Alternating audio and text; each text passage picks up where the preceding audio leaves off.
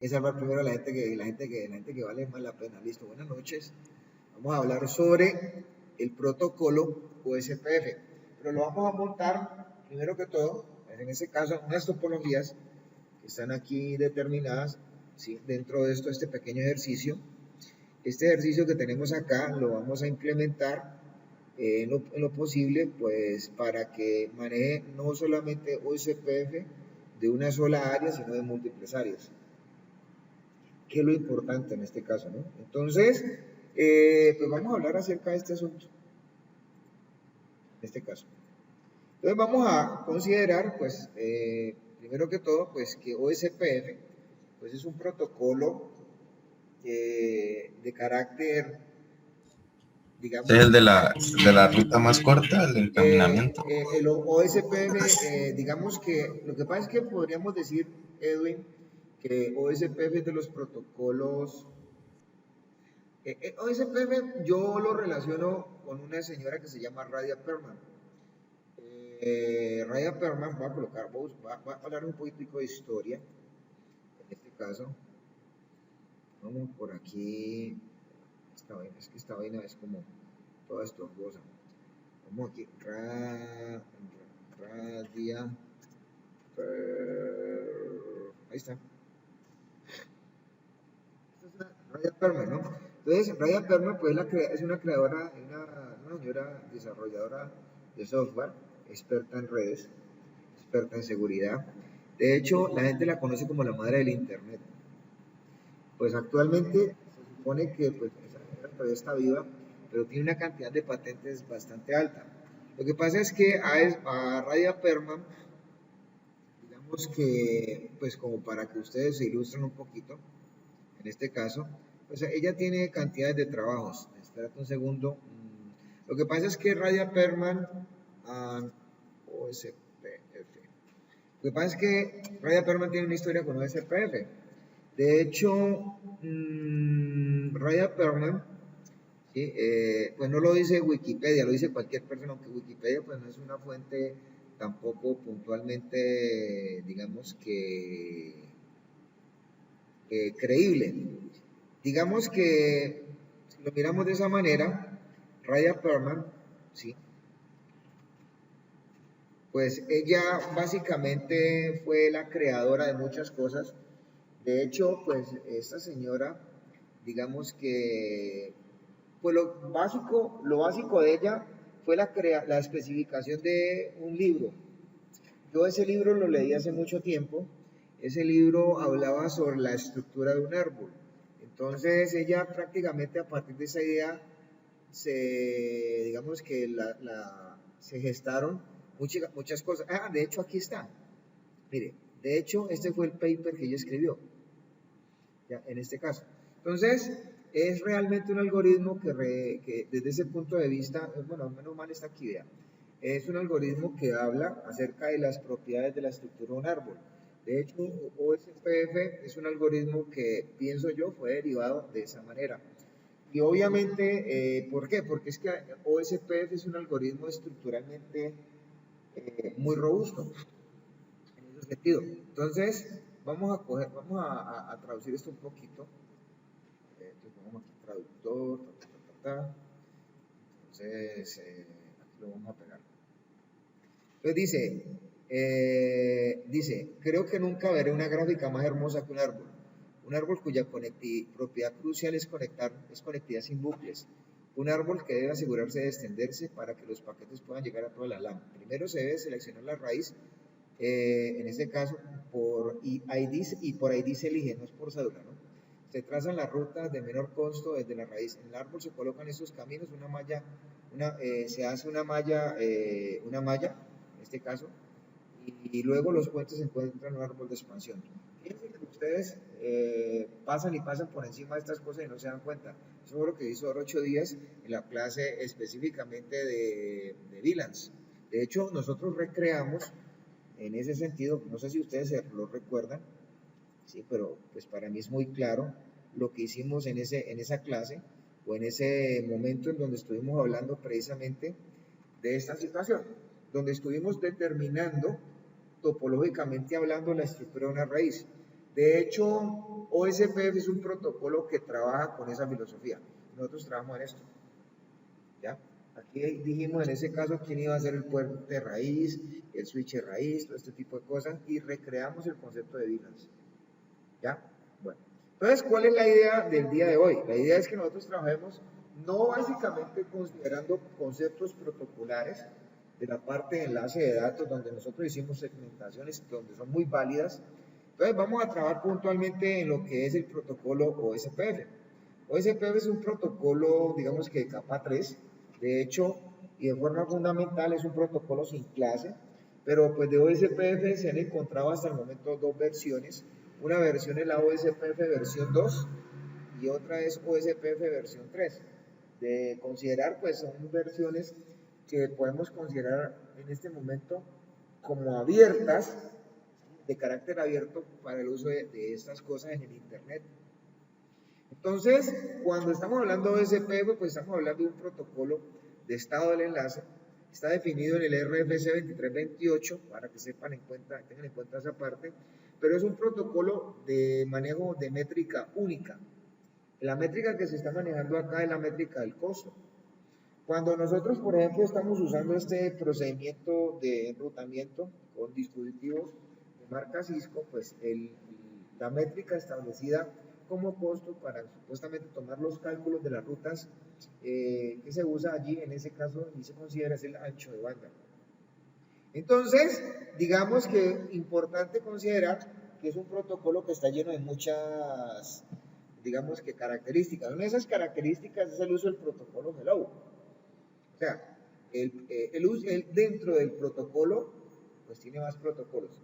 Este es uno de ellos, y obviamente es un protocolo, o es una especie como de mecanismo protocolar que le dice a la misma estructura protocolar, ¿sí?, qué tan a menudo un router transmite paquetes de saludo, paquetes hello. Entonces, normalmente esto se involucra dependiendo de la clase de red en la cual supuestamente se esté trabajando. Si se está trabajando con redes multiacceso y punto a punto y segmentos punto a punto, entonces se supone que el protocolo SPF envía hello packets marcados en un intervalo de tiempo de más o menos 10 segundos. Pero esto también se puede extender a especificaciones. De hecho, nosotros podríamos decir en este caso que ya pues estas relaciones de redes no se usan acá, sino que de pronto lo implementaríamos, digamos que en este caso, en estos tipos de redes. ¿Ya? Que son redes que obviamente pues cambian un poquitico el esquema y la consideración de manejar estas cosas.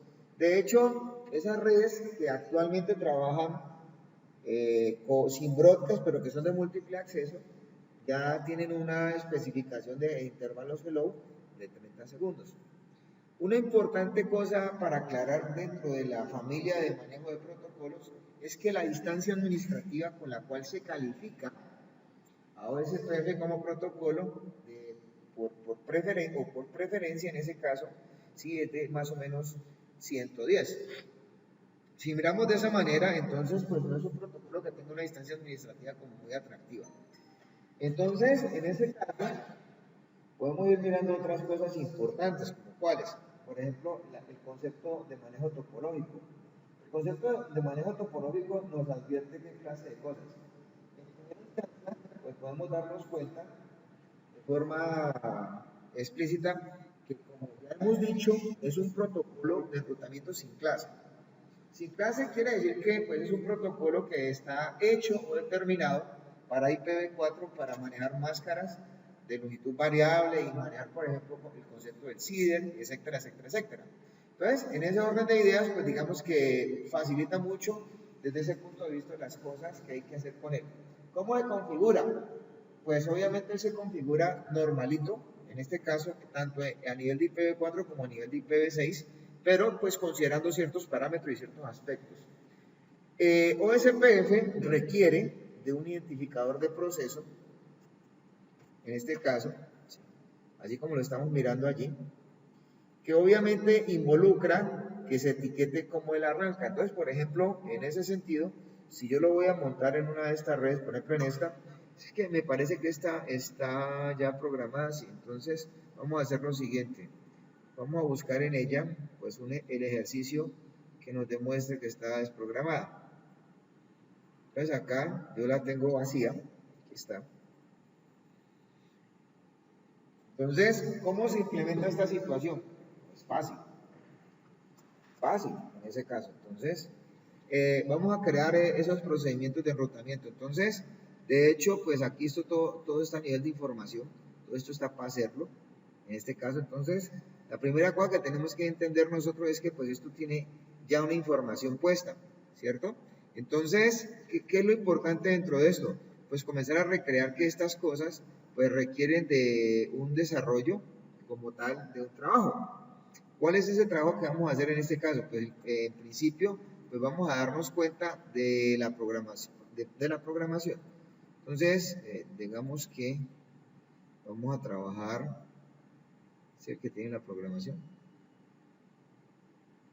Sí, entonces hay que cerrarlo. Entonces vamos a trabajar sobre este. ¿Listo? Entonces, digamos que pues nosotros podemos abrir vamos a abrir por ejemplo un enrutador de estos. Sobre estos enrutadores pues tengo la posibilidad, ¿esto cómo será que se quita, hombre? Sobre estos enrutadores tengo la posibilidad de entrar a la estructura de programación de ellos, en este caso, ¿sí? Ese es el router 0, aquí le vamos a colocar su nombre, aquí le decimos que él se llama router 0, ¿listo? Entonces, vamos a recrear la creación del proceso de enrutamiento. Como se supone que el proceso de enrutamiento requiere que hayamos puesto redes, en este caso, pues obviamente de las situaciones que se necesitan es que obviamente pues establezcamos las redes que se requieren montar. Entonces, en primera instancia, pues acá tenemos una interfaz tipo loopback y dentro de estos dos dispositivos pues necesitamos colocar esta red. Por ejemplo, en este caso, esta red que está aquí tiene una segmentación y esta red iría ubicada, por ejemplo, para esta interfaz. La sería el 000. Entonces yo, por ejemplo, aquí le digo interface. Primero que todo vamos a colocar las direcciones IP. Serial 000, ¿no? Entonces, en este caso, ahí colocaríamos una y colocaríamos la dirección IP que se requiere pues, para este enlace. Entonces, acá vamos a colocar IP address. Entonces, vamos a colocar esta dirección, pero aquí esta está ya segmentada. Entonces, aquí vamos a colocar pues esa idea. En este caso, ¿sí? Esto es, no lleva allí la referencia del enlace, pues entonces no se coloca nada más. Listo. Entonces, por lo menos la interfaz está, pero ¿cómo vamos a montar nosotros OSPF? Entonces decimos router OSPF. Entonces él me recrea acá la inserción, en este caso, de lo que es un procedimiento por OSPF. Hasta el momento vamos aquí. En este caso, listo. Entonces, lo importante es que en ese sentido tenemos ya la definición formal de lo que es este proceso de enrutamiento. Entonces acá, digamos que es importante aclarar que OSPF usa un proceso de definición de redes para IPv4 para asociarnos un poco extenso. ¿Eso qué quiere decir? Pues obviamente de las cosas que tenemos que considerar nosotros es que él usa para definir los conceptos de su enrutamiento un comando de red, en ese caso, que sirve para obviamente asociar las redes que supuestamente están conectadas de cada dispositivo y a su vez, pues obviamente en ese orden de ideas, él usa o incluye desde ese punto de vista un identificador de área, en ese caso. Ahora, importante aclarar lo siguiente, ¿cierto? Que, por ejemplo, pues uno puede meter la estructura de la red dentro de OSPF, ¿cierto? O sea, uno mete la dirección de red, pero uno a la dirección de red le tiene que asociar básicamente una cosa bien importante que se denomina en ese momento la wildcard. ¿Qué es una wildcard? ¿Cómo se calcula una wildcard? La wildcard no es otra cosa que un mecanismo de chequeo y verificación de posiciones binarias dentro de lo que es una estructura de red. Por ejemplo, aquí tenemos una máscara que es de valor 240.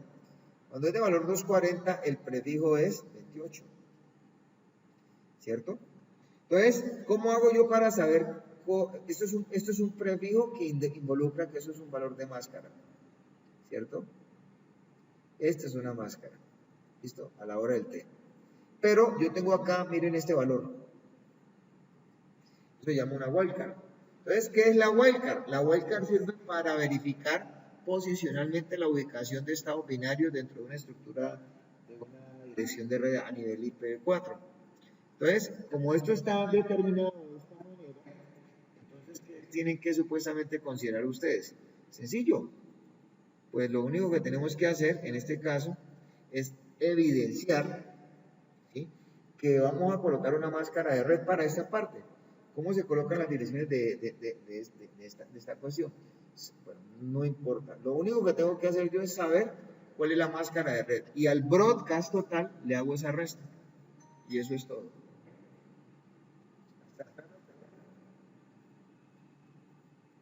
¿Ya?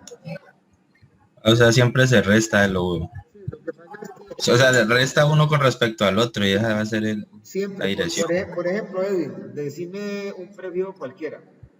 Vamos a colocar aquí el ejemplo ya que Edwin me está preguntando. Entonces, dígame un prefijo cualquiera, Edwin.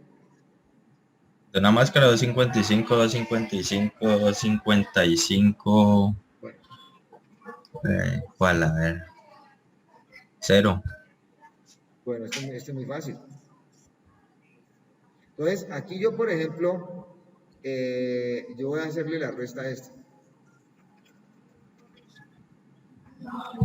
Entonces, por ejemplo, si yo voy a restar, si le quiero restar, Serías ¿esto cuánto me da? 0,00255. Este sería 0, ¿cierto? 0,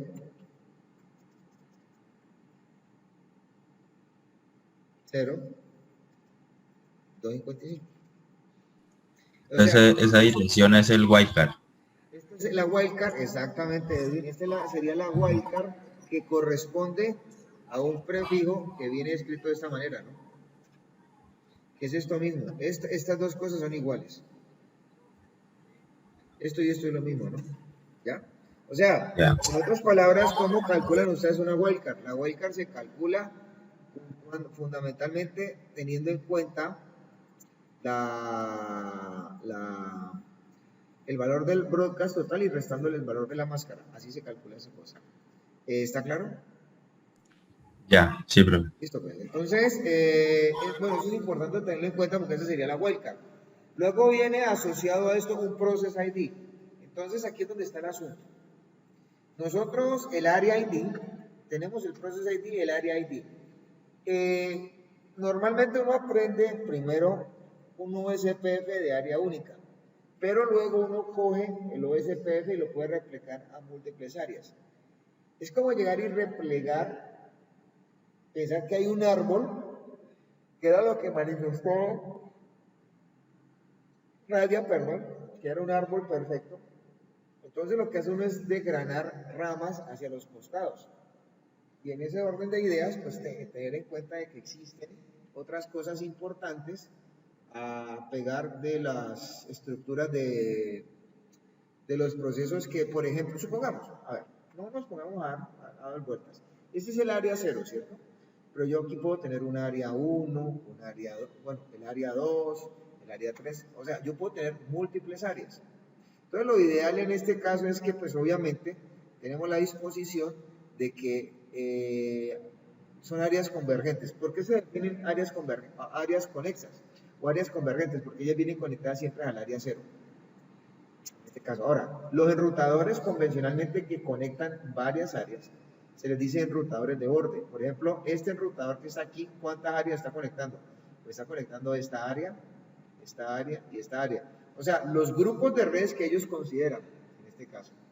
¿Ya? Entonces, por ejemplo, ¿cuántas áreas se está conectando este? Pues se está conectando esta área azul y esta área amarilla. Aquí no se considera que haya un área, en este caso. Yo les voy a explicar porque es que supuestamente así está hecho el ejercicio. Entonces, sigamos avanzando y hacemos el ejercicio. Entonces, acá, por ejemplo, está precisamente considerado esa parte.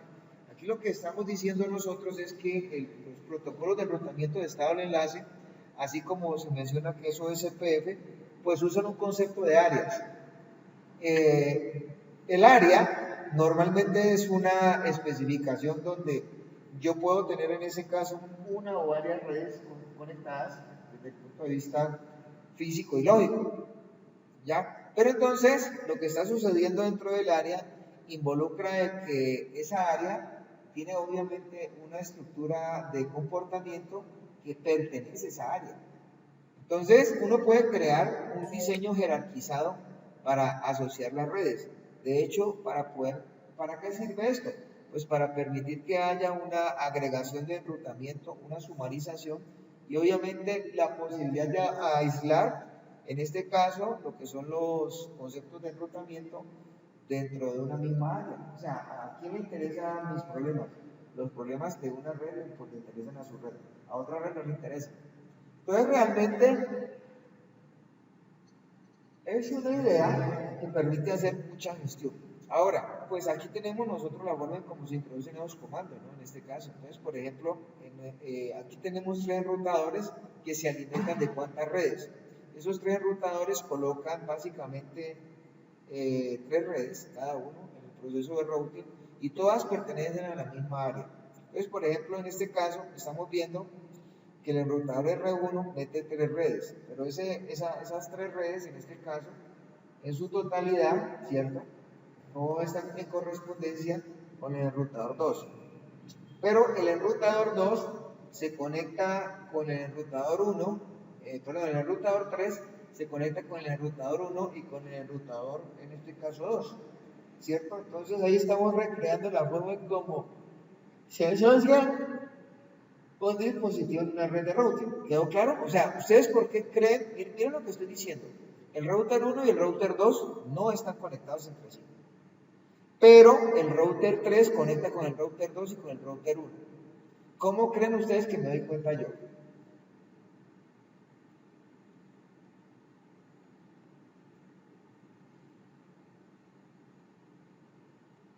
¿Cómo es la cosa ahí, profe? ¿Cómo? Bueno, voy a volver a repetir. Miren lo que estoy encontrando aquí. Según esto tengo 3 scripts de programación. Se supone que el rosado habla del router 1. El router 1 se conecta con 3 redes o asocia 3 redes. ¿Sí está claro? El router 2 hace lo mismo, pero el router 2 no está conectado de forma explícita con el router 1. Vengo al router 3. El router 3 se conecta con el router 1 y se conecta con el router 2. Pero el router 2 no se conecta con router 1. ¿Sí está claro? El 1 se conecta con el 2. No, 2. póngame cuidado. El 1 para nada tiene que ver con el 2 a nivel de conexiones. Pero el 3 se conecta con el 2 y se conecta con el 1. ¿Cómo cree usted que me di cuenta? Por la primera dirección, la del medio que tiene 10 y la otra 2 inicia con... Señor, no, cuidado. La dirección 192, del enrutador 1, 192.168.10.0. 10.0. ¿Dónde está?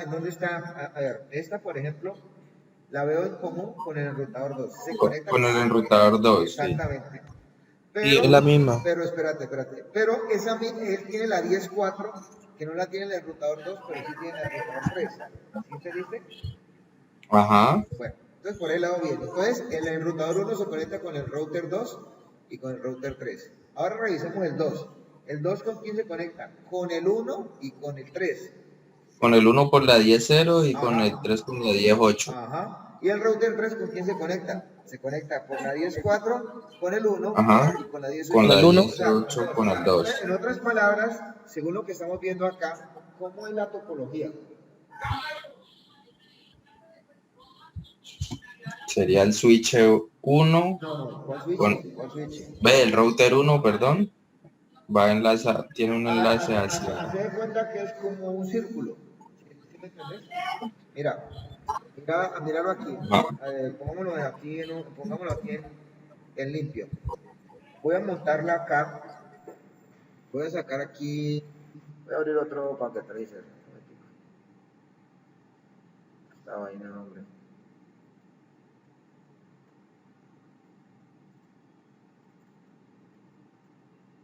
Vamos a abrirlo aquí.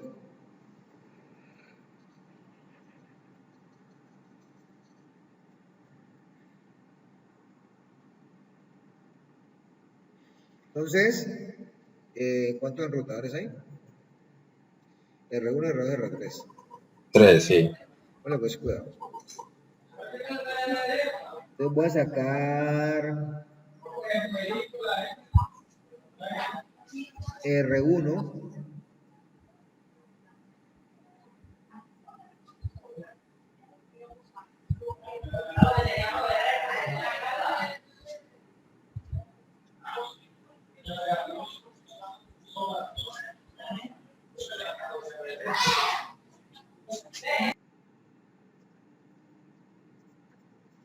Tengo 3 enrutadores. ¿Listo? Ajá. Entonces póngame pues cuidado. Ponga el gateway ya. Entonces, yo veo que la segunda red de R1 es común con R2. Entonces, por lo que estoy viendo, esto es probable que estos dos estén conectados de esta manera. A ver, vamos a colocarle a esto interfaces. Más rápido. ¿Cierto?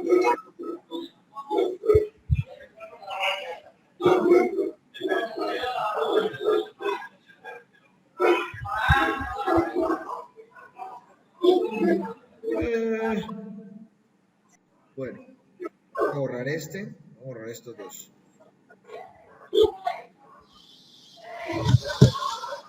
Y vamos a copiar este.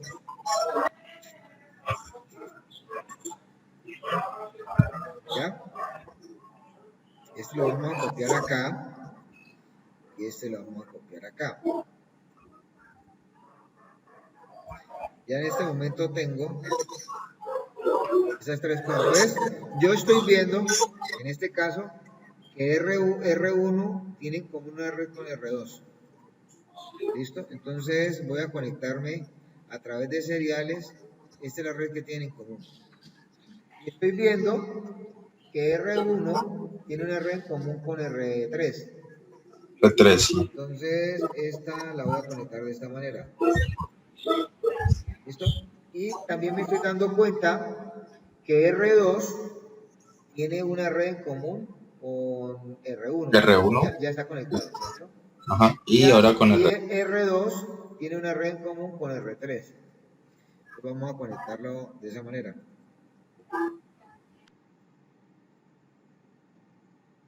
Y entonces R3 tiene una red en común con R1, esta es la topología, y otra con R2. Entonces ya tenemos la topología. ¿Qué nos hacen falta? Pues obviamente nos hacen falta colgar, en este caso, para el propósito de esto, 3 redes más.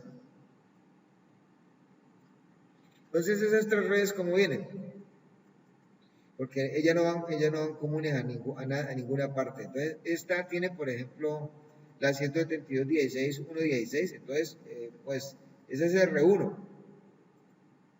Entonces aquí se estaría ubicándose el primer valor. El primer valor, le pues cuidado, entonces,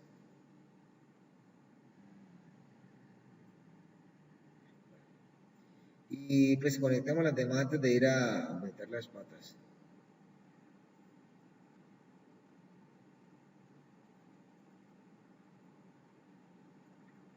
Y acá.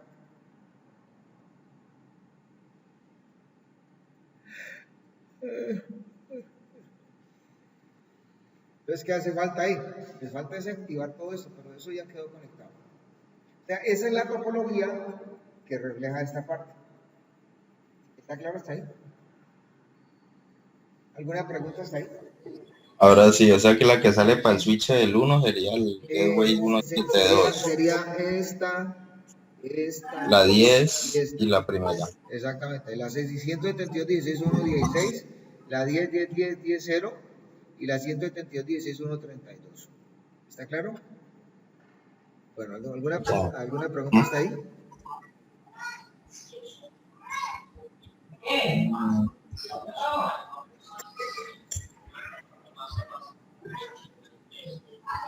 Ah, está bien.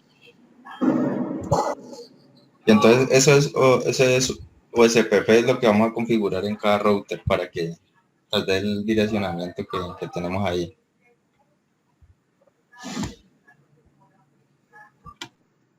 Bueno, mal, mañana me levanto tarde, pero bueno, está haciendo frío en este salón horrible. Bueno, entonces, ya lo que viene a continuación es hablar del router ID. ¿Qué es un router ID? Pues el router ID hemos dicho que juega un papel importante, en este caso, en las arquitecturas de redes donde juega OSPF versión 4 como protocolo de routing. ¿Qué se usa con él? Pues normalmente el router ID se usa para determinar el router designado y el router de backup designado. Pero eso normalmente, en este caso, es obviamente para definir entre los routers que están conectados en un dominio de routing que sea de OSPF.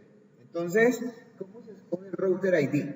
El router ID básicamente se define cuando se están entre ellos definiendo, como es una topología jerárquica, quién va a ser el router principal de la arquitectura de red. Entonces el router ID normalmente lo representa una simple dirección IP. O sea, pero esta simple dirección IP nadie la programa, sino que obviamente los enrutadores van a derivar, en este caso, en este proceso, de acuerdo al criterio, a unos criterios que te toca evaluar. Es como una especie como de reinado por quién es el mejor. Entonces, el router ID, ¿cómo se escoge? Se escoge, por ejemplo, teniendo en cuenta como primera instancia, como primera alternativa, el uso de la dirección IP, en este caso, que esté configurada en el proceso, con el comando o router ID para OSPF. O sea, yo puedo coger router ID y asociárselo a un dispositivo de acuerdo a una dirección IP que yo meta allí, pero pues obviamente es una dirección IP que no necesariamente tenga que estar en funcionamiento o dando servicio. ¿Ya? Entonces, ¿qué pasa cuando el router ID no está configurado? Que es lo que se da en la gran mayoría de las veces. Pues el router ID normalmente se toma o se escoge como la dirección IP más alta que tengan, en ese caso, cualquiera de los dispositivos, pero a nivel de interfaces de loopback. Ahora vamos a configurar una de esas. Y si no hay direcciones o interfaces de loopback pues configuradas, el router va a escoger la dirección IP activa más alta que se tenga supuestamente. O sea, en otras palabras, pues si las direcciones IP están montadas, pues eso vale o es suficiente como para que se haga esa designación y pare de contar. De hecho, digamos que, pues obviamente, cuando no está configurado el router ID, normalmente el router ID se determina con el tercer criterio que se había mencionado, que es la dirección IP activa más alta colocada entre las interfaces físicas. Entonces, por ejemplo, aquí tenemos la muestra de esto. Aquí tenemos tres direcciones IP que pueden estar colocadas en un mismo enrutador. ¿Cuál es la dirección IP más alta? Supuestamente la dirección IP más alta es la 10.5. Acá la dirección IP más alta es la 19, pero entonces si ya estamos revisando ese criterio de mirar a ver quién es el router designado, entonces ya de entrada podemos decir que puede ser este enrutador 2 porque tiene una dirección IP más grande, que la del enrutador 1. Y acá tenemos obviamente una dirección IP configurada más alta, que es más grande que la del enrutador 2 y más grande que la del enrutador 1. Entonces, en este momento, ¿quién sería el router ID? Según eso. ¿El 10? El router 3. ¿Sería el 3? El router 3, exactamente. Y sería la dirección IP 192.168.10. Bueno, entonces, ¿cómo verificamos esto? Pues sencillamente lo único que hay que hacer es colocar en la línea de comandos de salida dentro del shell un pequeño parámetro para que me diga en este caso cuál es el router ID. Entonces, por ejemplo, en ese orden de idea, o me diga quién es el BDR. Entonces, por ejemplo, acá me estaría diciendo en este caso que para el router 1, supuestamente, ¿sí? Aquí estaríamos mostrando específicamente las direcciones, pero no me está diciendo supuestamente quién es en este caso el RAID. La dirección del loopback es otro artificio que se usa para estas cosas. La dirección del loopback se usa como supuestamente una dirección que se va a programar dentro de los computadores que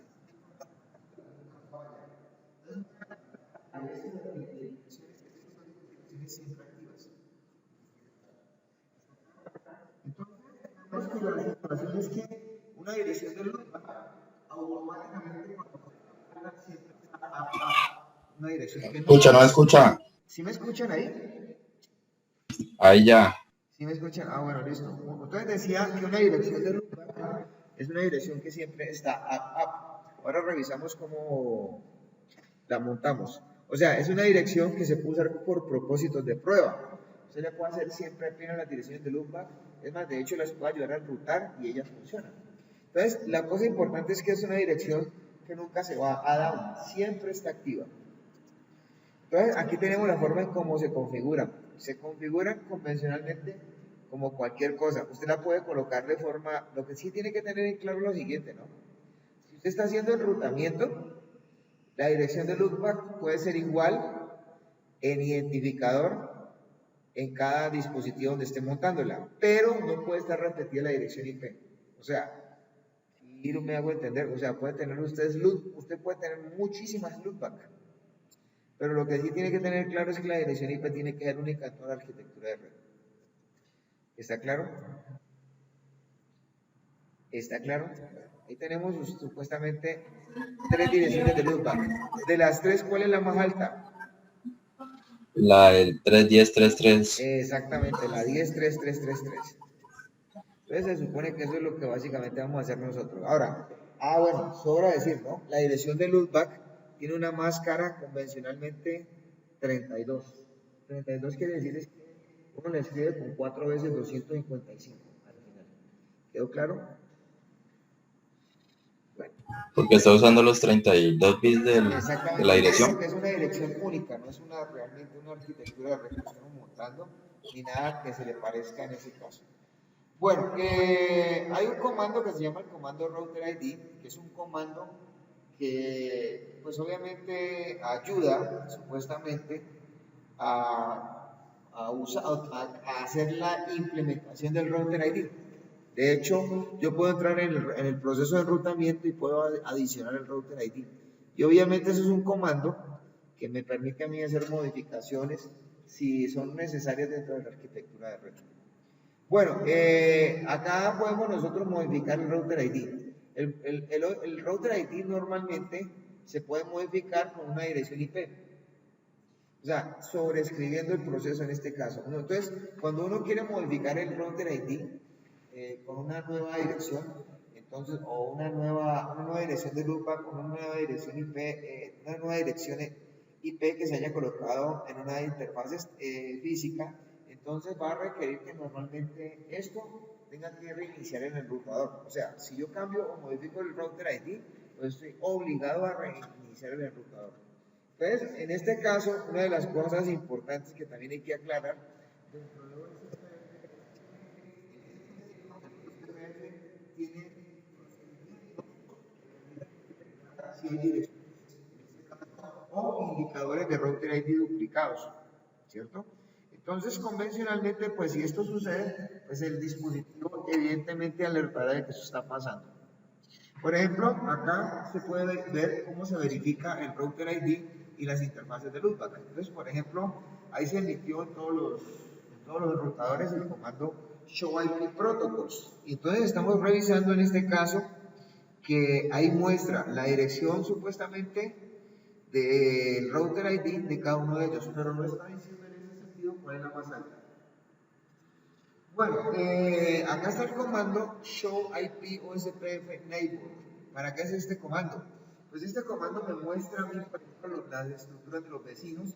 Y obviamente una de las cosas importantes, ¿cuál es? Por ejemplo, él me está diciendo el identificador del proceso, el router ID, del router que es vecino. Entonces, por ejemplo, si yo estoy emitiendo este comando, en este caso, dentro del enrutador 1, él me está mostrando el router ID que están conectados con él. Por ejemplo, en este momento él me está mostrando que a través de, mejor dicho, la especificación está aquí completa.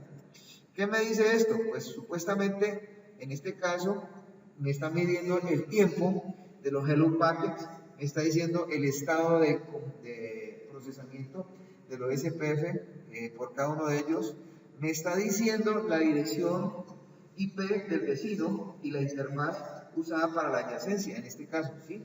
O sea, ¿eso qué quiere decir? Que si yo me pongo a pensar que yo estoy conectado con un vecino con la 192.168.16, entonces probablemente, si eso es una dirección IP de prefijo, por decirlo algo 30, entonces yo tengo la 5 y estoy conectado a la interfaz serial 001 del vecino.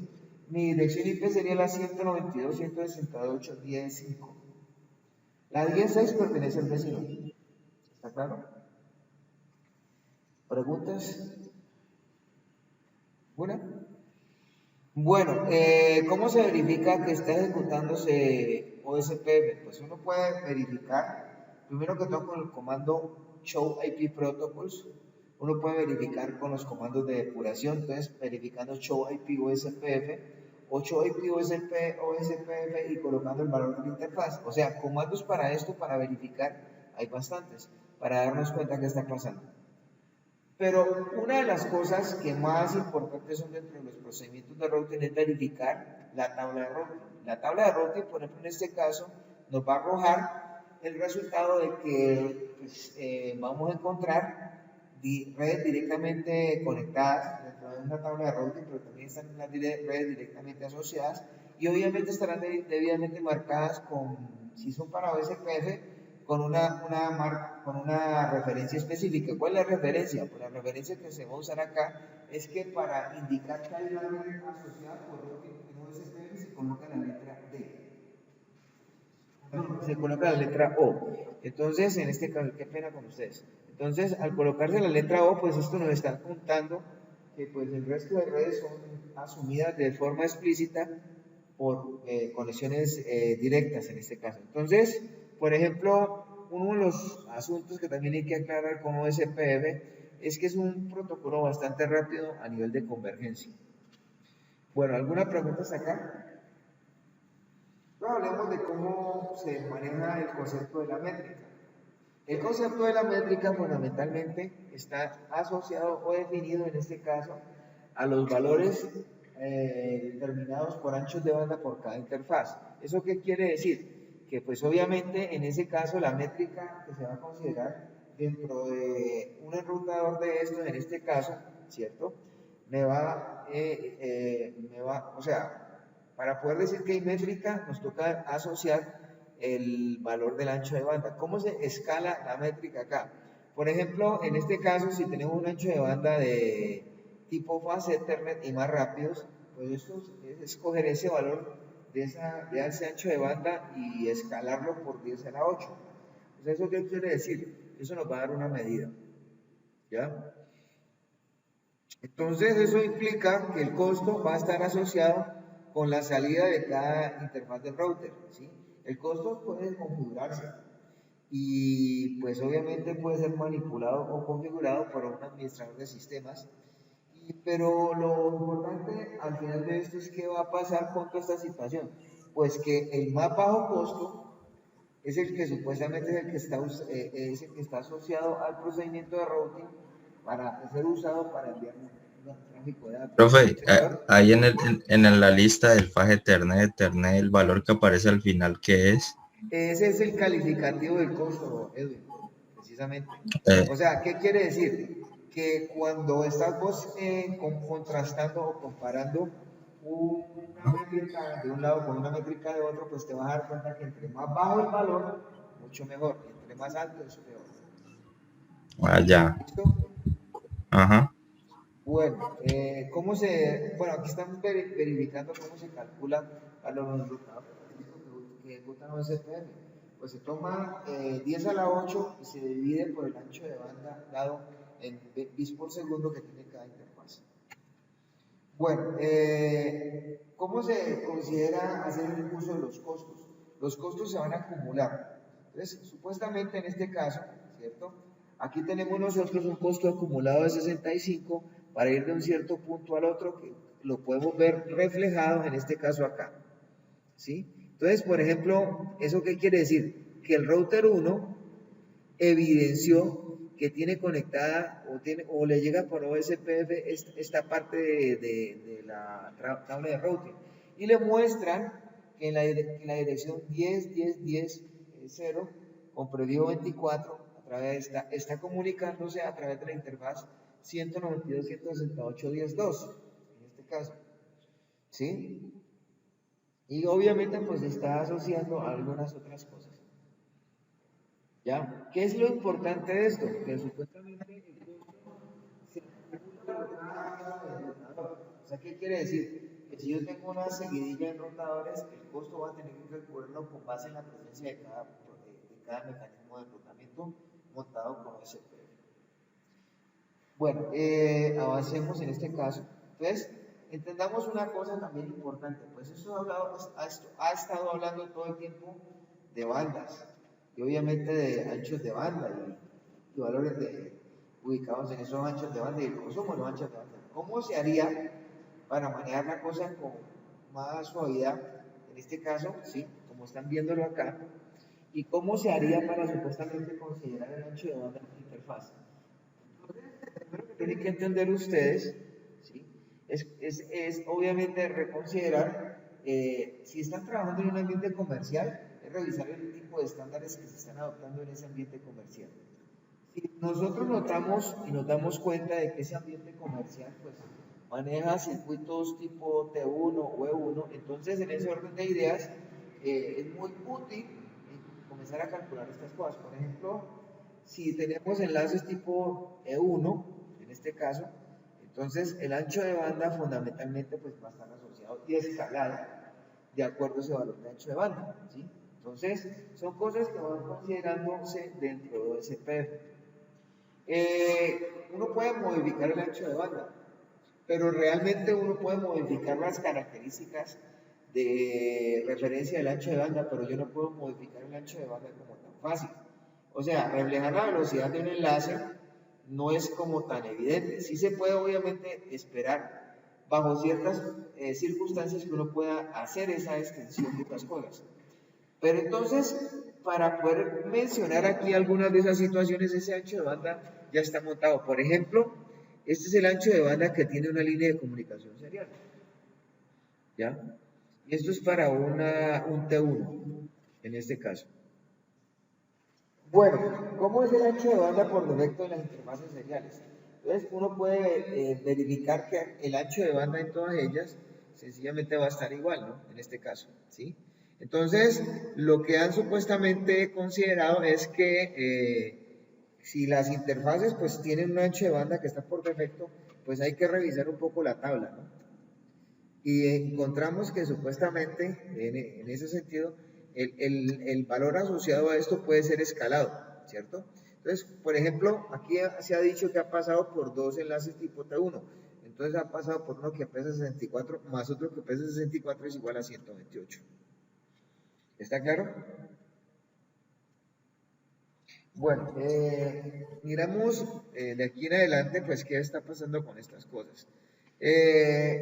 Si revisamos un poquito, ¿sí? Pues obviamente hay unas cosas que también hace, en este caso, el procedimiento de routing por OSPF, y es que ese puede encargar de hacer balanceos de carga, ¿sí? En ese orden de ideas, pues, También es factible que con base en las especificaciones del router ID, él tome mejores determinaciones de enrutamiento y de redirección de tráficos y paquetes hacia donde él crea que es más conveniente, en este caso. ¿Está claro? Bueno, aquí tienen ustedes los anchos de banda por defecto de las interfaces seriales, como para que lo tengan bien presente. ¿Tienen alguna pregunta? Digamos. No, pues Entonces, ¿cómo se puede cambiar el ancho de banda? Pues es muy sencillo, ¿no? Yo, por ejemplo, no he sino entrar a un enrutador de estos. En este caso, entro a sus interfaces directamente porque esto se hace a nivel de interfaces. Entonces yo le digo a esto, interface, fast Ethernet 0. Aquí yo le puedo decir bandwidth y le puedo cambiarle el valor del ancho de banda al circuito que supuestamente. Pero si cambio el ancho de banda es un valor que supuestamente es informativo, organizacional. No implica de que, por ejemplo, en este caso, nosotros tengamos que coger esos valores que están ahí, ¿sí? Y pues van a ser iguales al rendimiento físico del circuito porque eso no sucede. ¿Preguntas? eso tiene que ver con lo que habla usted también de unos switches asimétricos, simétricos, el manejo de los anchos de banda. Esto ya es otra parte diferente. No escucha, no escucha. Escucha lejos. Profe, se te fue la voz. Hola vos, aquí estoy, no se me ha ido. No, yo no me muevo, lo que pasa es que me estoy parando, me estoy sentando, me estoy parando, me estoy sentando. Bueno, lo que pasa es que ya llevamos una hora larga, pero pues sigamos. Vamos a hacer una pequeña pausa a las 8.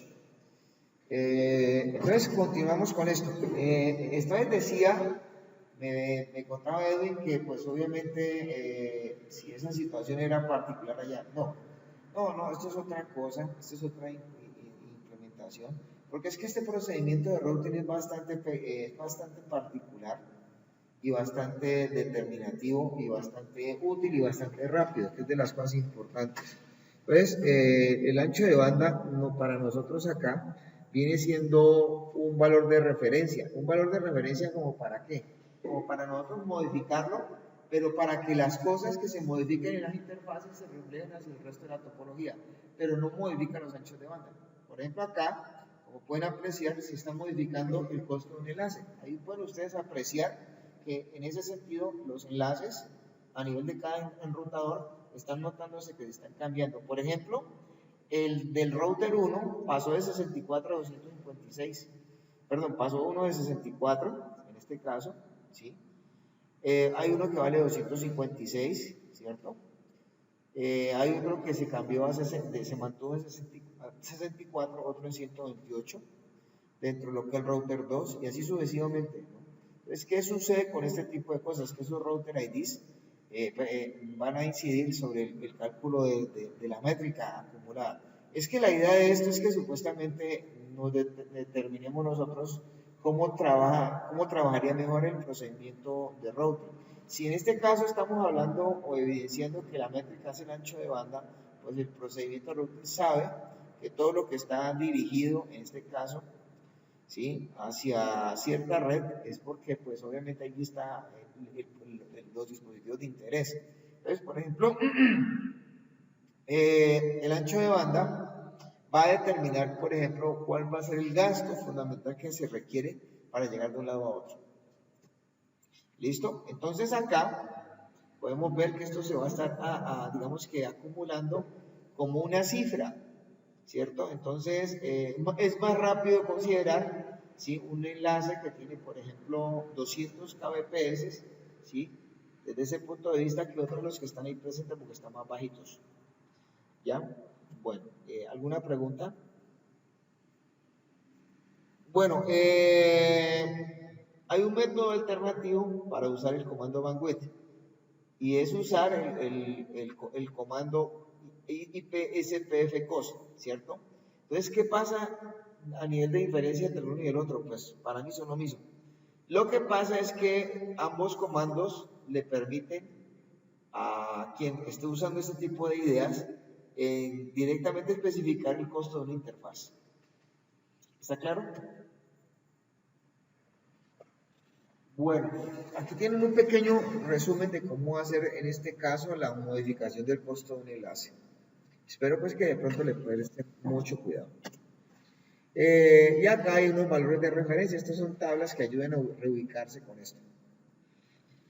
Bueno, sigamos. Ya habla puntualmente de lo que es el OSPF que se implementa en redes multiacceso. No es múltiples áreas, son redes multiacceso. Es que una cosa es verlo mutado aquí, ¿no? Estas son redes de enlaces punto a punto. Entonces, si notan un poquito, estas son redes multiacceso porque están configuradas con dispositivo multiacceso. ¿Quiénes son los dispositivos multiacceso? Los switches, precisamente. ¿Está claro? Sí, profe. Bueno, listo. Entonces, vamos a mirar en una infraestructura de switches cómo se trabaja lo del router designado. El router designado, pues ya habíamos hablado, es una solución de gestión para el número de adyacencias que están inundando con actualizaciones de estado del enlace, en este caso una determinada arquitectura de red, y en donde supuestamente pues tenemos asociado para resolver este problema, asociado un dispositivo la disposición de convertirse en el DR, en el router designado. En una red multiacceso, ¿cierto? El con OSPF pues se va a elegir el DR y obviamente en este caso, ¿cómo se hace la elección del resto de cosas? Pues es DR es porque está sin ningún tipo de requerimiento en la arquitectura de red. O sea, el que no es DR. ¿Por qué? Porque es que el DR tiene que ser, en este caso, un dispositivo, entre comillas, que pueda considerarse hasta más robusto, aunque eso es un servicio. En este caso. ¿Ya? Bueno, entonces, ¿qué pasa cuando el DR falla? Pues el DR falla, falla, pues tocaría asociar algunos de los DR que se consideran poderes a la topología. Después de que esto comience a pasar, en este caso, pues fundamentalmente, la idea es que el control vuelva a retomar el DR. ¿Está claro? Bueno, eso es más o menos lo que está pasando. Entonces, ¿cómo se hace esta elección?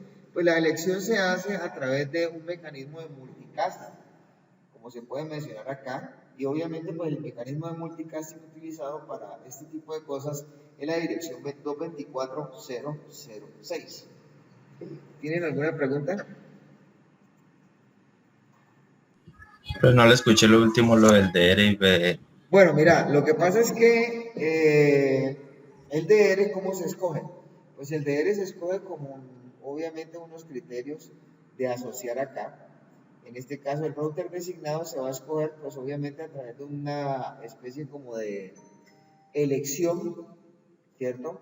Si se crea después de la elección y la escogencia del router DR en una red multiacceso, así como pasó en el ejemplo pasado, pues obviamente tiene que haber un BDR, ¿ya? Ya, y ahí no se tiene en cuenta la direccionamiento IP nada, o sea, en el de backup y en el designado principal, ¿no? Claro, obviamente que sí. Entonces, desde ese punto de vista, ¿sí? Encontramos nosotros pues algunas cosas asociadas a esto. ¿Sí? Por ejemplo, que el que es de backup no está, es que lo que pasa es que la topología Edwin es una topología jerárquica, ¿cierto? Al ser una topología jerárquica, ¿Ah? sí, al ser una topología jerárquica, pues fundamentalmente lo que estamos haciendo nosotros, en este caso, es revisar un poquito, ¿sí? Cómo se están manejando las actualizaciones. ¿Ya? Entonces, en este caso, el que toma las decisiones de cómo manejar las actualizaciones, fundamentalmente, y obviamente en ese orden de ideas, si consideramos tener en cuenta en una topología de red que pueden haber problemas, entonces el que va siempre a resolver los problemas de actualizaciones es el router designado. Si el router designado no resuelve los problemas o sale de funcionamiento en este caso, Y desde ese punto de vista, ¿quién va a tomar la determinación de, pues obviamente, la figura administrativa que se tiene que tener en cuenta para esta situación de backup? Entonces sería el router BDR. Pero si el router BDR toma el puesto del DR, es porque tiene que haber otro en sucesión en la topología multiacceso que tiene que ser capaz de asumir la condición del nuevo BDR. ¿Sí me entiendes? O sea, por eso te digo que esto es una arquitectura de red que es muy robusta y es resiliente. Es como llegar y decir, por ejemplo, bueno, se acabaron los jefes, a ver quiénes son los que van a seguir. Y así sucesivamente. Obviamente, pues las arquitecturas de redes, pues esto pues, rara vez pasa, pero es robusto. ¿Está claro? Bueno, me imagino que sí. Sigamos. Entonces, en este caso, fundamentalmente hablando, digamos que podemos mencionar ciertas cosas, como cuáles. Por ejemplo, pues obviamente estas actualizaciones,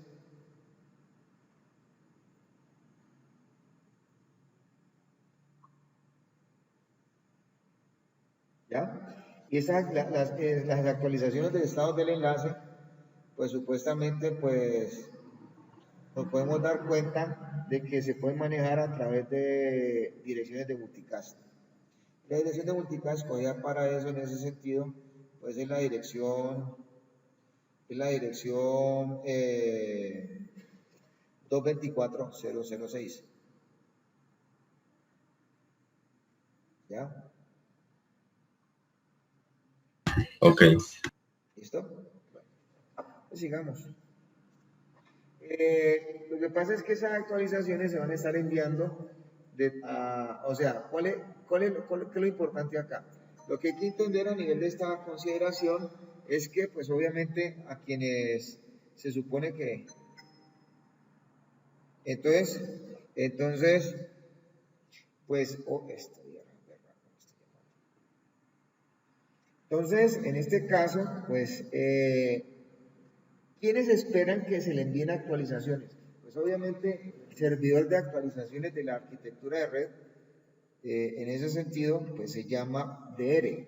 Los demás sencillamente esperen a que se les advierta cómo tiene que manejarse la topología de red.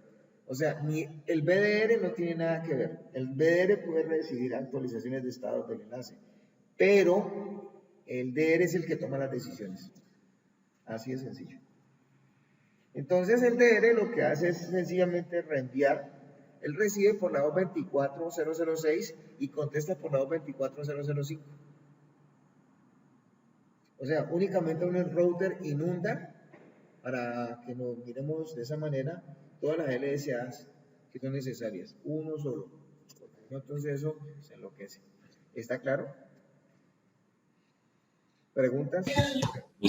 Bueno, entonces revisemos ahorita cómo se hace el proceso de elección de un BDR o un DR, en este caso, obviamente en una red punto a punto. Pues en una red punto a punto cambia un poquito las cosas. Pues obviamente en una red punto a punto la elección del DR y el BDR pues no pasa realmente porque no es necesario, ¿sí? Porque pues son un enrutador con respecto al otro. Donde sí pasa es en la red multiacceso. Obviamente en la red multiacceso cuando está dispuesto, en este caso esta posibilidad pues ahí sí es importante, ¿sí? De resto no es necesario desde ese punto de vista. Por ejemplo, acá, el DR, ¿cuál es el router DR? Pues obviamente se va a establecer por la dirección de loopback más alta. ¿Cuál es la dirección de loopback más alta aquí? La dirección de loopback más alta acá, en este caso es esta 3111 contra 3122, pues es más grande esta. Pero esta 3122 contra 3133, pues es más grande esta. ¿Está claro? Entonces ahí están estableciendo básicamente cómo tiene que estar en ese sentido, ¿sí? El proceso como se escoge esta parte. Pues obviamente primero se escoge el router designado como la dirección más alta, con la prioridad más alta, luego se escoge el BDR y de forma específica pues obviamente quedan los dispositivos que se reconocen como súbditos de la topología. hay una consideración. Si, por ejemplo, es que esto es un algoritmo. Si, por ejemplo, la consideración, pues obviamente involucra que haya un empate, en este caso, entonces uno puede usar el router ID como mecanismo para romper precisamente ese empate. Entonces, por ejemplo, acá mostramos nosotros, en este caso, ¿sí? Que el router ID, el router designado de la topología del router C, pero uno puede modificar la prioridad por defecto que tiene en este caso eso. Entonces, uno puede hacer que un dispositivo de estos jamás sea un DR. Obviamente, aquí el DR es ese, como habíamos mencionado, ese sería el BDR, y obviamente, pues uno puede cambiar esa cosa. ¿Cómo lo puede cambiar uno? Pues obviamente usando un comando, así en ese sentido, y uno también, así como puede usar, modificar el router ID, perdón, el router designado, en ese orden de ideas, uno también puede usar, por ejemplo, comandos para incidir sobre la elección del router designado. ¿Está claro? Bueno, esas son cuestiones que se van manejando en las arquitecturas de estas de red. Aquí está precisamente el comando. Uno cuando quiere hacer que un dispositivo que no sea nunca elegible para hacer DR, pues le pone 0. ¿Sí? Si uno lo quiere supuestamente comenzar a hacer más alto, normalmente pues le coloca un valor de prioridad más alto, pero obviamente el valor por defecto que tienen todos los dispositivos es 1. Y aquí está la forma de modificarlo. Por ejemplo, en este caso, el router A involucra que él tiene una prioridad de 200, ¿cierto? Y el router B tiene una prioridad de 100, ¿sí? Así como estamos mirando acá. Entonces, ¿eso qué quiere decir? Que en este momento, en este caso, ¿quién es el que posiblemente vaya a tener el router de R? En este momento, el router de R viene siendo el router A, ¿sí? Porque este tiene una prioridad de 200, el router B de 100 y el router C de una prioridad de 1. Entonces el router DR es el router A. Que tenga y uno le asigna el valor ahí en la Exactamente, o configuración. sea, esa es de las cosas que sí se pueden hacer. Lo que pasa es que ahí habría que considerar es para qué lo va a hacer uno, ¿no? En este caso, ¿sí? Porque uno va a considerar es porque en ese sentido uno tiene que manejar estas cosas. Bueno, aquí más cosas de las configuraciones de OSPF, en ese orden de ideas. Aquí hay una cosa que se llama la redistribución de una ruta por defecto. Por ejemplo, eso es lo que vamos a hacer precisamente en la topología, en este caso que tenemos de ejercicio. Aquí tenemos una topología donde esto se va a conectar hacia acá con una ruta por defecto, pero hacia acá todo eso es SPF, ¿cierto? Entonces aquí pues vamos a encontrar nosotros que pues obviamente uno tiene la posibilidad de redistribuir rutas, ¿cierto? Y es lo más sano dentro de toda esta arquitectura de redes. Entonces es importante considerar que, por ejemplo, esa ruta por defecto que está ya escrita se puede redistribuir dentro de SPF con este comando, en este caso. Y obviamente, ¿cómo va a aparecer ella? Ella aparece escrita de esta manera, básicamente, porque aparece directamente conectada, pero es candidata a ser especificada como ruta estática por defecto, por ese asterisco que tiene ahí. Pero el resto de dispositivos que no hacen parte de la topología la van a ver como una ruta externa de carácter. Oye, la imagen anterior donde decía Gateway of Last todo en cero, ahí ¿Cuál?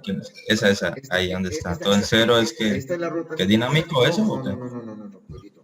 Ese es esto. Ah, Esa es ya. una ruta por defecto. Entonces, eso se refleja aquí. O sea, toda ruta por defecto se refleja aquí. Esto no es dinámico. Es que aquí está advirtiéndome con esta letra S que son rutas estáticas y es por defecto. Esa está directamente conectada. Y acá, esta es aprendida por routing. ¿Ya? Para que lo vayan dándose cuenta. Eso es lo que tienen que mirar ahora, en este caso. ¿Listo? Entonces, aquí se está denotando que es una ruta externa de carácter 2. ¿Ya? Bueno, ¿alguna pregunta hasta allí? Pues ya vamos a acabar. Entonces, para implementar el ejercicio, vamos a parar a las 8 y a las 8 y a las 8:10 continuamos con el montaje de la topología. Entonces acá, básicamente, pues vamos a mostrar lo que es el ancho de banda de referencia, ¿cierto? En este caso, entonces el ancho, o seguimos derecho mejor. El ancho de banda de referencia, pues va a encontrar acá básicamente la posibilidad de tener desde ese punto de vista, pues obviamente los calificativos que uno tenga que usar, por ejemplo, para calcular las métricas, ¿cierto? Entonces, por ejemplo, pues acá lo único que no se ha considerado hasta el momento son las anchos de banda que tienen que ver con gigabit Ethernet y 10 gigabit Ethernet, ¿cierto? Entonces, el ancho de banda, pues obviamente eso es otra cosa que uno también puede usar para afectar precisamente los cálculos de OSPF. El único problema, vuelvo y repito, es cuando se está trabajando con gigabit y 10 gigabit. En ese caso. Y uno puede modificar también los intervalos tipo hello. Pero pues obviamente esto sí tiene que tener en cuenta, para eso sí tiene que tenerse en cuenta un análisis y bastante acucioso, porque pues esto sí se implica en que en ese sentido uno tenga que calcular qué tanto uno le parece que una red puede estar de pronto desconectada de otra. Y obviamente pues esto involucra que se tenga que hacer cálculos muy a fondo, ¿cierto? Vamos a montar nosotros el ejercicio. Paramos 10 minutos y seguimos ahorita con esta parte. Ahora sí, prendamos la cámara, no, prendamos la grabación. Entonces, en este momento, vamos nosotros aquí a abrir. Bueno, este ejercicio yo lo tengo por acá ya un poquitico ya trabajadito, en este caso. Pero entonces lo que vamos a hacer nosotros es meter las múltiples áreas. Mucho cuidado. Entonces, presten mucha atención. Supuestamente, el análisis que tenemos que hacer nosotros es sobre los enrutadores. Los enrutadores, ¿cuántas áreas tienen? Este es el área 0 y este es el área 1, en este caso. Entonces, si estamos revisando un poquitico esas cosas, vamos a tomarlas por acá, en este caso. ¿Sí? Y pues vamos a colocar básicamente todo lo necesario para que este enrutador quede programado. Entonces aquí en este caso estamos viendo que fundamentalmente él tiene unas interfaces, una loopback, ¿cierto? Una serial 000 conectada sobre esta red que es la 124.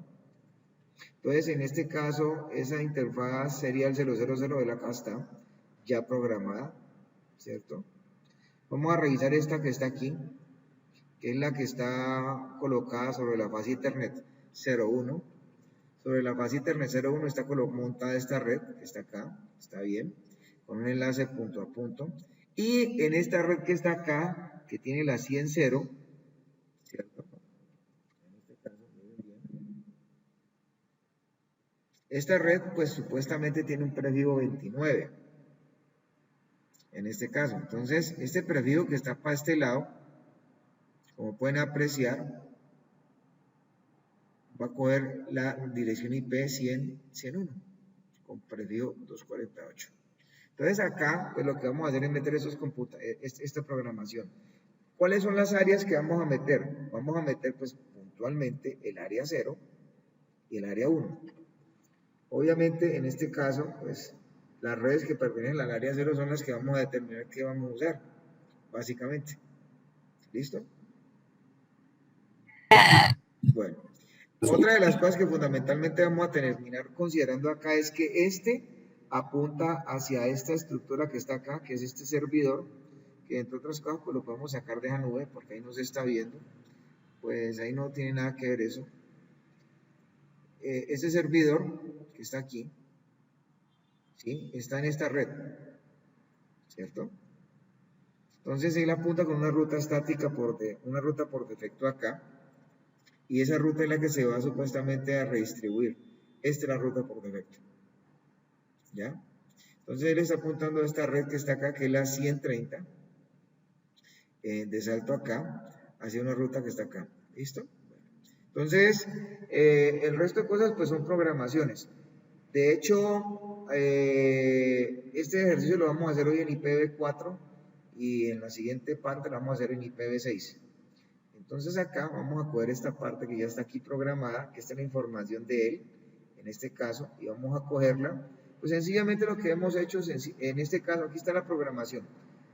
Sencillo es coger el dispositivo, que está aquí, ¿cierto? Que está vacío. Y obviamente a partir del modo de configuración, vamos a colocar nosotros todos comandos. Acá están. Todos esos comandos deben estar bien, ¿no? En este caso. Aquí podemos apreciar que inicialmente el dispositivo quedó pues ya programado. Pues ya, aquí ya cambiamos nosotros el nombre de él, el router 0. Ese es el router 0. ¿Cierto? Entonces yo ya tengo el enrutador 0. Es más, de hecho, pues ya podemos ir a mirar el enrutador 1. ¿Cuál es el enrutador 1? Este. El enrutador 1 es este.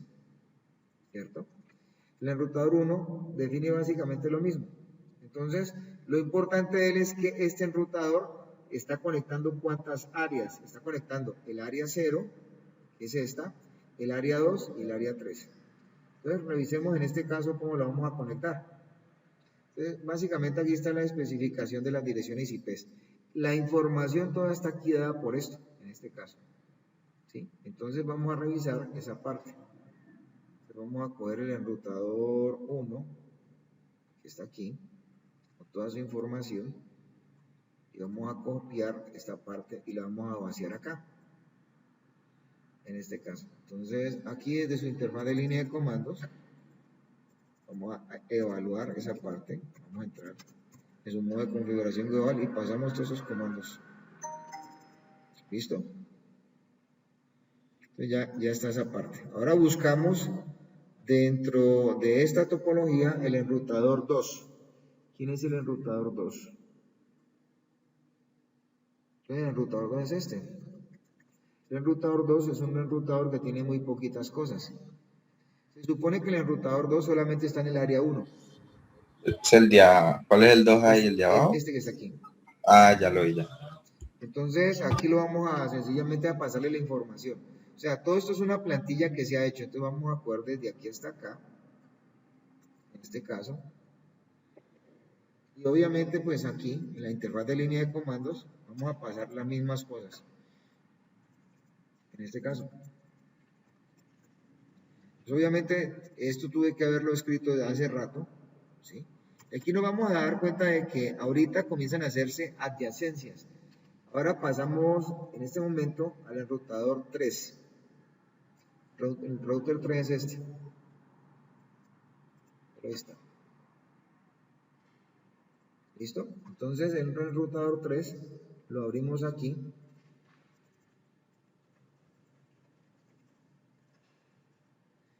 Y pues le pasamos la información necesaria. Entonces vamos a ver si esto va a funcionar. Aquí está. Entonces, en este momento tenemos ya esta parte de acá. Vamos al enrutador 4. El enrutador 4 debe ser este.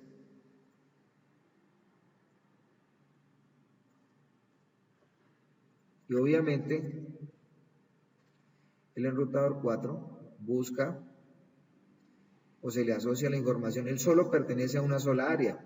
Obviamente, aquí se refleja esa parte, ¿no? El enrutador 4 es este. Y pues entramos a su interfaz de línea de comandos. Y pegamos los comandos que son necesarios para esto. Listo.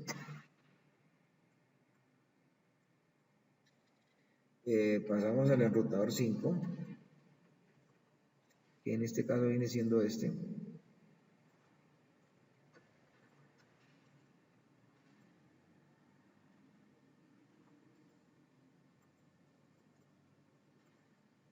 Y pues le asociamos los comandos necesarios para eso.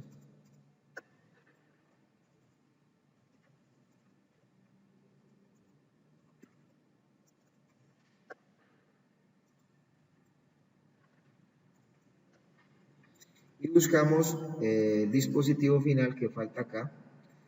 De los dispositivos finales, bueno, aquí está el enrutador 6.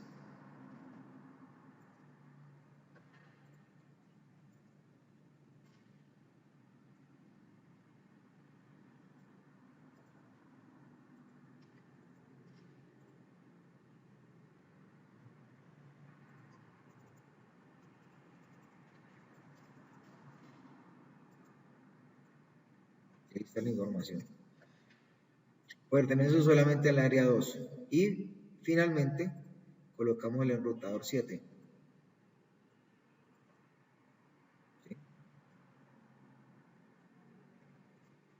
El enrutador 7 le asocia la información que requiere y hasta ahí llegaría. Solamente pertenece al área 2, ¿no? Vamos agarrando esto. Tiene que haber un poco de interfaces, perdón, de ventanas abiertas. Vamos a abrirle al enrutador 7. Con este vamos revisando la forma en cómo quedó configurado. Entonces acá pasamos esa información. Entonces ya se supone que podemos nosotros revisar en este momento cómo está la disposición. Es más, de hecho aquí falta un enrutador. Falta el enrutador 8. Ahorita montamos el enrutador 8. Vamos a coger esta información de este y la vamos a replicar hasta acá. ¿Listo? Entonces a este se va a llamar 8. ¿Listo? Entonces revisemos aquí la tabla de routing. Fíjense que acá ya comenzó OSPF a trabajar. Si se dan cuenta ustedes, en este caso, OSPF ya ha hecho adyacencias. Él ha hecho ya un trabajo especial aquí. Entonces vamos a ver en ese sentido cómo está la tabla de routing. Show IP route. Entonces aquí podemos ver precisamente, bueno, entonces aquí ya vemos en este caso que ya hay un trabajo interáreas. Este procedimiento de enrutamiento hizo convergencia rápidamente. Entonces, por lo menos en este enrutador estamos viendo que la red que está acá, la ruta estática por defecto está asociada directamente, ¿cierto? Entonces, este la tiene asociada directamente. Vamos a revisar en un enrutador limítrofe qué está pasando. Entonces, revisemos, por ejemplo, acá. Por ejemplo, revisemos que en este tiene que haber pasado exactamente lo mismo. Vamos a ver, en este caso.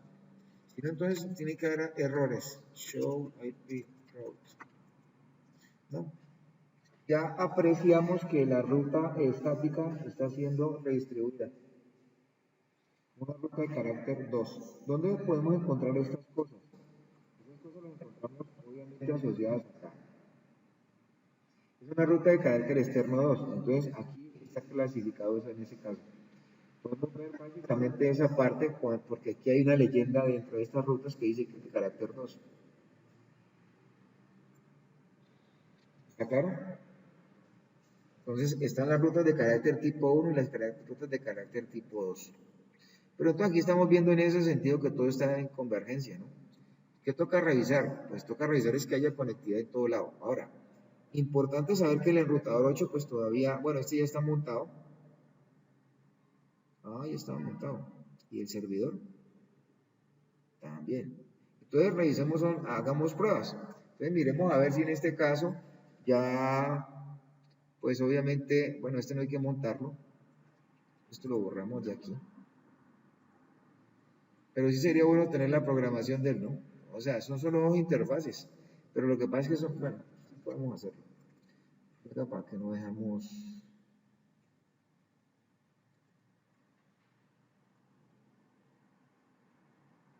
Aquí 7. Después de 7 colocamos 8. Entonces, aquí, dentro de este router, pues, ¿qué cosas se han colocado? Se ha colocado acá, en la interfaz sería fase Ethernet 01, la dirección IP está aquí determinada. 192 o 168, 130. Entonces acá, en la base Ethernet 01, buscamos y editamos estas interfaces, ¿no? Fase Ethernet 01, ¿cierto? Que es esta. Aquí está. Tiene la dirección 192, 168, 130. Entonces, 192, 168, 130. Y acá se le coloca una máscara 252. ¿Listo? Entonces, él se llama router 8.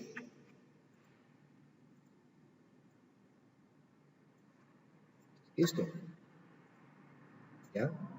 Entonces, ¿qué más tiene él? Bueno, él tiene que hablar hacia allá, porque supuestamente él tiene que implementar una ruta por defecto. Una ruta por defecto que salte aquí, ¿a dónde? A cualquiera de estos lados, para poder devolver los paquetes. Este no tiene sino esta interfaz que está aquí. Es más, de hecho, él no tiene por qué tener enrutamiento por OSPF. O sea, esta parte no se necesita acá. Interfaces de loopback no tiene, pero si se quiere, pues se le monta una. ¿Qué interfaz de loopback se le puede montar? Pues pongámosle la interfaz de loopback, por ejemplo, la 15, la 15, 15, 15, pues si se quiere, pero aunque no es necesaria, ¿no? Desde ese punto, en este caso. Pero sí es muy importante montar esta dirección de acá en la fase Ethernet 00. Entonces esta sí toca montarla. Aquí pues podemos abrirle espacio, en este caso, y aquí yo monto la base Ethernet 00, ¿cierto? Que tiene la dirección 10.10.10.10 con prefijo 24. Perdón, no puede tener esa. Esta dirección no es de acá. Es la 100, ¿qué? 199.99.9.1 con prefijo 30. Entonces es la 199.99.9.0 con prefijo 30. ¿Listo? Entonces esta dirección IP, mucho cuidado con esta parte. Listo, con esto hay que ser muy exacto, porque si no entonces aquí la estamos embarrando. La dirección IP aquí es 199.99.9.1. Entonces este dispositivo tiene que ser el 2. Ahí está. O sea, está muy clarito, en este caso está muy bien. Y eso es lo que nosotros estamos reflejando. Entonces, pero pues obviamente de aquí para acá sí se tiene que colocar una ruta estática por defecto. Entonces esa la vamos a tomar de referencia desde el router 0. Esta es la ruta estática, ¿cierto? Entonces esa ruta estática la vamos a asociar aquí al final de las interfaces. Le vamos a pegar aquí. Vamos a mirar a ver a dónde tiene que saltar. Él tiene que saltar de aquí, pero por este punto hacia la 29. Entonces vamos a revisar qué dirección IP está ahí. Ahí está la dirección en esa interfaz. Fase Ethernet 01. 129, sí señor. Entonces aquí se coloca 129. Entonces este sería el script de programación que serían implementado para el dispositivo 8. Yo puedo cogerlo, pues obviamente él ya está programado, ¿no? En este caso, pero pues vamos a ponerlo de todas maneras y obviamente pues a refrendar lo que está ahí en ese sentido. Entonces le decimos ENA. Aquí básicamente pegamos todos los comandos. ¿Listo? Listo. Entonces vamos a revisar ahorita que todos tengan la posibilidad. Ahora, pues, ¿qué nos tocaría hacer? Pues coger un laptop, una laptop de esta, un computador de estos, en este caso, y obviamente que tengan la posibilidad de llegar hasta este dispositivo. Entonces vamos a revisar si esto está congruente, pero entonces miremos a ver. Vamos a ver qué es lo que pasa. Primero que todo, entiendan una cosa. Aquí hay un error, ¿cierto? Miren la dirección IP de este dispositivo. 100. Exactamente. ¿Dónde está? Ahí está. ¿Cuál es la dirección? 100, ¿cierto? Entonces, este computador podrá salir por aquí. Vamos a mirar a ver si es cierto. Yo voy a colocar aquí en el modo simulación, o sea, esto ya está funcionando para todos. Entonces yo voy a colocar aquí un paquete que llegue, por ejemplo, acá. Se supone que tiene que ser capaz, ¿no? Entonces voy a ver si es capaz. No es capaz. Y no va a salir nunca. Vamos a ver si este dispositivo está también bien ubicado. Este tiene la 101 con prefijo 29. ¿Sí están viendo? Vamos a ver si es capaz de mandar un paquete. Nunca lo va a hacer. ¿Por qué no lo puede hacer?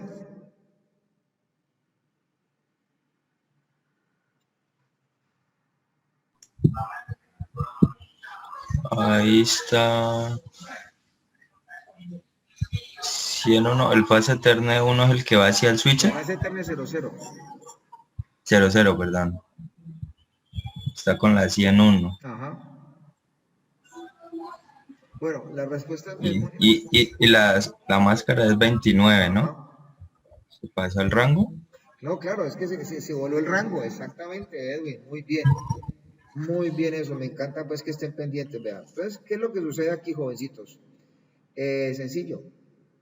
Este tiene la 100 y la 100, la 100 y la 101. Y estos están etiquetados 1,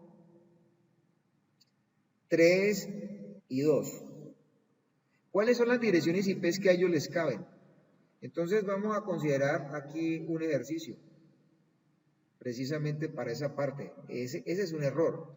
Resulta que yo tengo la 100, perdón, la 192, 168.100, 168.100.100, en este caso, con un prefijo 29, ¿cierto? El prefijo 29, ¿para cuántos dispositivos aguanta? Esto aguanta para 6 dispositivos. 6, sí, con broadcast y son 6, sí. Exactamente. Entonces, si vos tenés el 192.168.100.0 con prefijo 29, ¿de dónde a dónde va el rango? El rango iría desde la punto 1 Ajá, a la a punto 6, la punto 6, exactamente. Eso quiere decir que este dispositivo no no pertenece, la va a ver nunca. no pertenece a esta red. Entonces, ¿qué toca hacer? Pues hombre, ahí está embarrado. Entonces, aquí sencillamente lo que toca determinar, bueno, ya se dieron cuenta del error, gracias a Dios. Entonces, Si le cambian la máscara también funcionaría. no, pero es que nos tocaría cambiarle la máscara a toda la red. Entonces es más fácil cambiarle la dirección La IP, dirección la IP. dirección IP a los laptops. Entonces, este tiene la 1, este tiene la 2, la 3. Entonces, a este man de acá, más fácil, entramos a la configuración de él, le colocamos aquí aquí puede ser 4. no, bueno, 4, sí, exacto, 4, y a este le montamos a nivel de configuración la 5.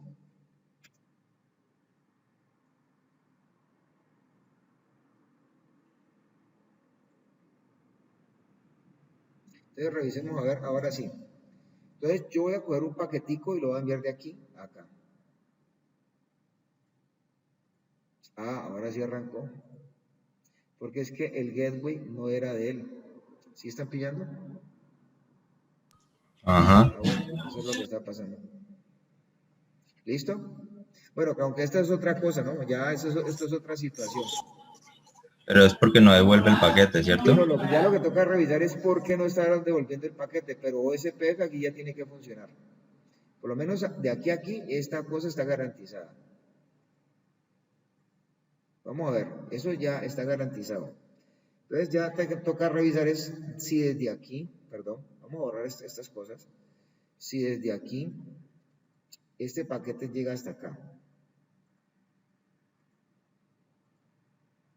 No, sí, claro. A ver.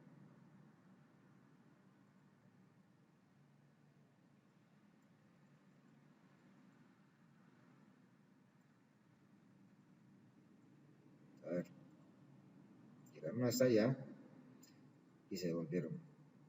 Entonces ya. O sea, quiere decir que el OSPF está funcionando. Entonces, por lo menos 2 hosts ya probaron esa parte. Vamos a ver si ya funciona para este. Y a ver si sucede lo mismo.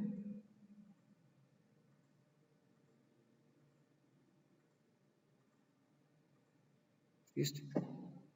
Entonces ya lo que nos toca hacer en este caso es revisar servicios. Entonces, por ejemplo, pues ya vimos que hay conectividad y los paquetes se llegan. Revisemos si desde acá un paquete llega hasta acá. Vamos a ver si es cierto.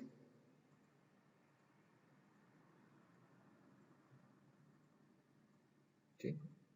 Listo. O sea, desde los enrutadores sí llega. O sea, quiere decir que cualquier cosa que esté conectada detrás de los enrutadores va a llegar allá y este es un OSPF de múltiples áreas. Entonces vamos a revisar en este momento las tablas de enrutamiento. Bueno, me gusta cuando las cosas están resultando así. Entonces vamos a revisar la tabla de enrutamiento, por ejemplo, Revisémosla de esta manera. Entonces aquí nos podemos dar cuenta precisamente, en este caso, de que la tabla de enrutamiento, pues obviamente entrega y afloja, pues obviamente en esta gran cantidad de cosas, ¿no? ¿Sí? En este caso, ¿sí? Esta misma también.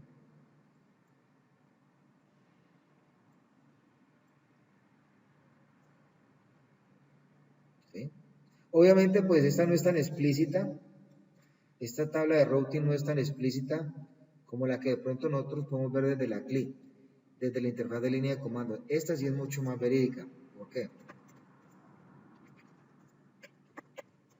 Entonces acá nosotros les vamos a mostrar esa parte, Show IP Route. Entonces sí me dice toda la estructura de la forma en cómo están compuestas las redes. ¿Ya? Entonces aquí podemos ver básicamente todo. ¿Quedó claro? O sea, el ejercicio funcionó, gracias a Dios. Ya, esto es mucho más explícito, ¿no? Y ahí están viendo que las interfaces de loopback, todas, fueron, en este caso, tenidas en cuenta en la tabla de routing, ¿no? ¿Sí pillan? Sí. O sea, lo que pasa es que tiene ventaja, que es que nosotros interconectamos varias áreas. Aquí, este es el área de backbone. O sea, si lo vamos a colocar, pues colocámoslo de una vez. Aquí este sería el área 0. Tengo entendido que esta fue el área, esta era el área 1, ¿cierto? Vamos a ver si fue cierto. Yo aquí me doy cuenta. Sí, esta tenía el área 1. Entonces esta es el área 1. Es más, no, de hecho aquí dice área 1. ¿Listo? Y esta creo que es el área 3. El área 3. Área 1. Vamos a ver si fue cierto. ¿Cómo hacemos para darnos cuenta? Revisemos el enrutador 7. El enrutador 7 tiene el área 2. El área... un momentico. Escucha. Hay un error. Este es el área 3 y el área... Un momentico. Aquí nos equivocamos. O me equivoqué yo, ¿no? No nos equivocamos. Ustedes nos equivocaron. El área del enrutador 4 y 7 y 8, 6 y 7, tiene que ser el área, este es el área 0, el área 1, este debe ser el área 2. O sea, lo que pasa es que el enrutador 1, vamos a revisar un poquito, el enrutador 1, aquí hay un pequeño error, vamos a quitarlo de una vez. Aquí está el enrutador 1. Él se conecta con el área 2 y el área 3. ¿Cierto? Entonces esto es 0, 1, 2, una de estas dos debe ser la 2. No, sí está bien, 2 y 3. Entonces el enrutador 6 y 7 tiene que ser el área 2. No, sí está bien. No, yo pensé que tenía errores. No, están bien. Y este tiene que ser el 5, el 4 y el 5 tiene que ser el área 3. Y entonces 4 y 5. Este área 3, exactamente. Y área 3, no, sí está bien. Yo pensé que había un error. Vamos a guardar este archivito. Este ya no es necesario. Entonces ya básicamente eso es lo que estamos haciendo. Ahora, ¿qué nos toca hacer? Hacer pruebas, ¿no? Entonces, sobre este mismo ejercicio, pues yo creo que ya esto es suficiente por el día de hoy, jóvenes. Vamos a hacer en una próxima sesión la implementación del mismo SPF, pero en versión 6. ¿Está claro? No, listo.